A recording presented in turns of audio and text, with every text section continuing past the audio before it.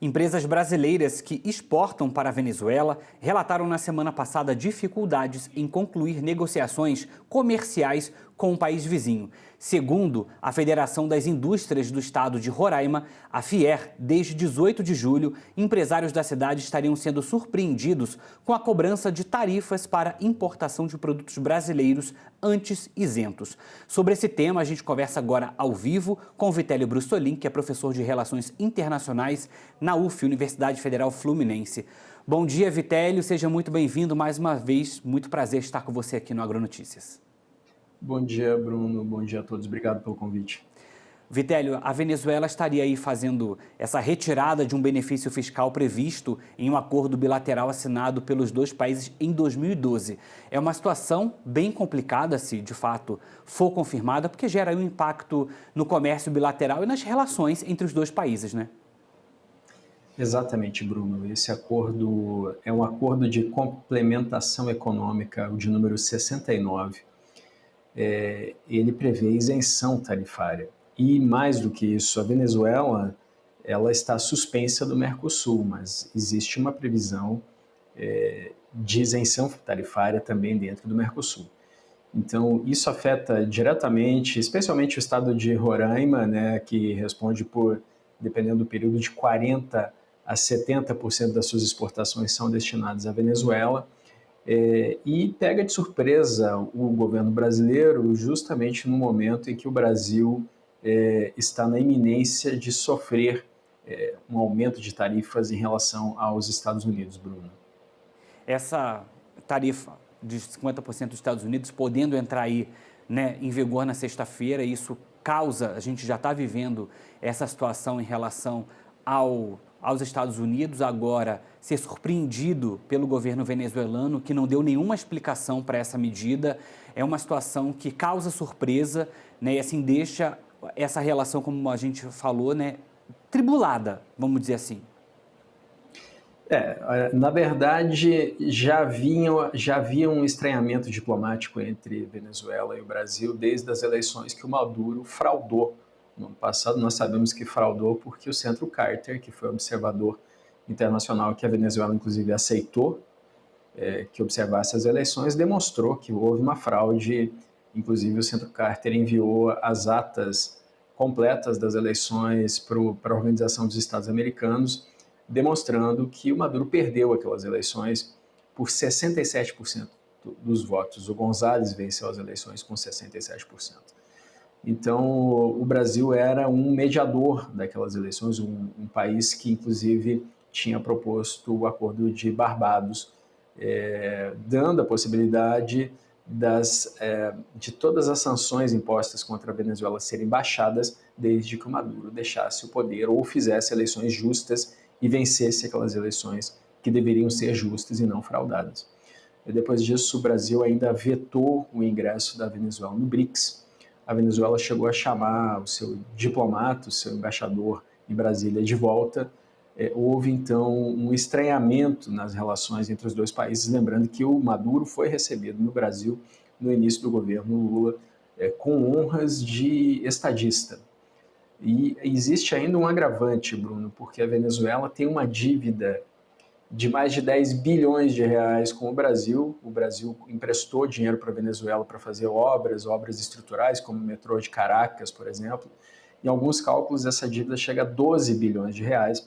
A Venezuela está inadimplente desde 2018, não responde às cobranças do Brasil e tudo que o Brasil tem feito para tentar renegociar essa dívida tem sido ignorado pela Venezuela. Então, além disso, ainda impor tarifas que vão de 15% a 77% contra o Brasil nesse momento.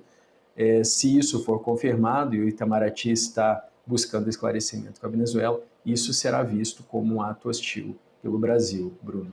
É uma forma de, talvez, Maduro estar retaliando o Brasil, até o próprio presidente Lula, que não reconheceu a eleição né, a reeleição dele, então seria uma forma de retalhar o Brasil, aproveitando aí essa onda do tarifaço de Donald Trump, e isso aí de uma forma mais enérgica prejudica bastante não só as relações comerciais, mas as relações políticas entre os dois países, porque também, né, tem toda essa questão de ter sido vetado do BRICS, então sim, seria uma oportunidade, Maduro estaria assim, tendo uma oportunidade de fazer uma retaliação, mas talvez não tenha avaliado qual pode ser o retorno disso. Olha, Bruno, na verdade o governo brasileiro reconheceu o governo do Maduro. Não reconheceu expressamente, na diplomacia existe duas formas de reconhecimento. A expressa, que é por uma nota oficial, uma mensagem, e a tácita. A tácita é quando você reconhece por atos. Então, mantém conversação com um governo ilegítimo, mantém o seu diplomata num regime ilegítimo. Nesse momento, por exemplo, os Estados Unidos acabaram de declarar que o governo Maduro é ilegítimo, que é um governo narcotraficante, é um cartel que tomou o poder de um país, que é a Venezuela. O Brasil, infelizmente, reconhece esse governo tacitamente, não reconhece expressamente, é verdade, mas mantém relações diplomáticas com a Venezuela, então dá na mesma. Agora, se o Maduro pensou bem sobre isso ou não, nós não sabemos, né? Mas de fato parece ter sido uma retaliação. E aí os principais produtos afetados do Brasil nessa questão são farinha de trigo, açúcar, margarina e cana-de-açúcar e seus derivados. É claro que há outros produtos também, mas esses são os principais e são especialmente produtos exportados por Roraima, Bruno. Vitélio, existe alguma cláusula nesse acordo, né, lá de 2012, que preveja aí a revisão ou suspensão desses benefícios fiscais como este? Isso deveria ter sido feito de uma forma, vamos dizer assim, diplomática, numa conversa, não só, né, de uma forma unilateral? Não existe cláusula que preveja, isso é uma violação de um acordo bilateral. O acordo é com o Brasil, né? Algumas pessoas estão dizendo que o Maduro aplicou essas tarifas, ou está aplicando essas tarifas contra outros países do Mercosul, mas isso é incerto, é porque, além de tudo, como o acordo é bilateral, ele também viola as regras do Mercosul.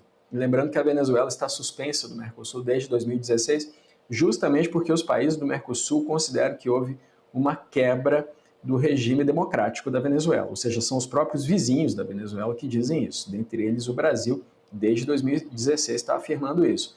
Mas não existe uma previsão de que a Venezuela faça isso, inclusive não houve nem comunicação oficial de que esse acordo estaria sendo violado, descumprido pela Venezuela. A Venezuela só agiu, né? Agiu a revelia do acordo, e o acordo é direito internacional entre as partes, Bruno.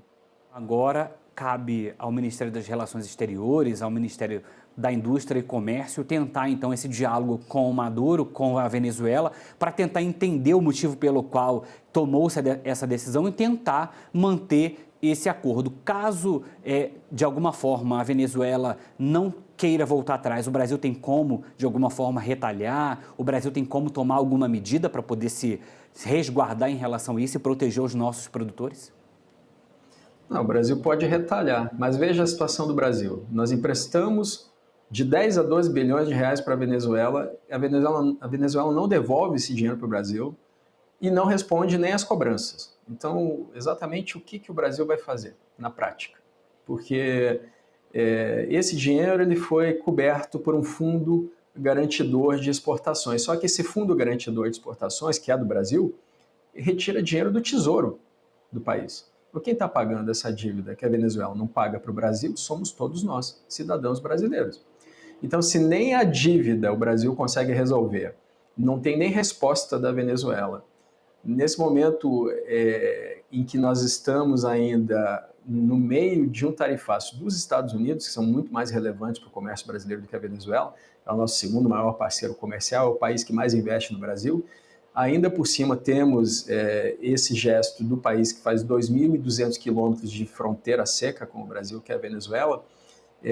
Não tem como ser visto de outra forma, senão como uma atitude hostil, e dificilmente qualquer ação que o governo brasileiro faça nesse momento vai fazer jus ao que a Venezuela vem fazendo contra o Brasil, Bruno. Vitélio, obrigado mais uma vez pela participação. Tem algo que eu não tenha perguntado que você acha importante a gente destacar? Não, não tenho. Quando essa pauta surgiu, nós estamos conversando sobre essa pauta de sexta ou sábado, havia falta de clareza, tanto por parte da Venezuela quanto por parte do governo brasileiro, sobre o que está realmente acontecendo.